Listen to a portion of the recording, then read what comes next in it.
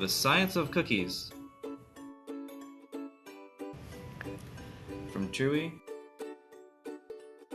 to crispy to cakey. There's a lot more science here than you think. So what really happens when you slide that pan into the oven? Let's take a look.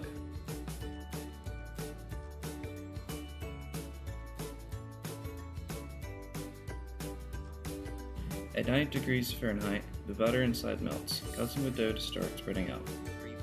Butter is an emulsion, which is a mixture of two substances that do not want to stay together. For butter, it's water and fat. As butter melts, the water is released, and as the cookie gets hotter, the water turns into steam pushing against the inside of the dough. Your eggs may contain salmonella bacteria. 136 degrees Fahrenheit is too hot for them, so when your dough reaches that temperature, they die out. At 144 degrees Fahrenheit, changes begin in the proteins in your eggs.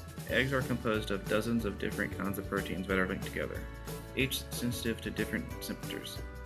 The linked structure allows the dough to have its own squishy substance.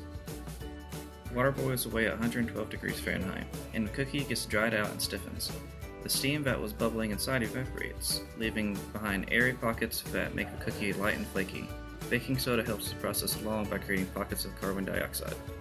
The Maillard reaction begins at 310 degrees. This is when protein and sugars break down and rearrange themselves to form ring structures, which reflect light and gives foods a distinctive, rich brown color, and a range of flavors and aromas are produced. Caramelization is the last reaction to take place inside your cookie. Caramelization is when sugar molecules break down from high heat, forming a sweet, nutty, and slightly bitter flavor, like caramel.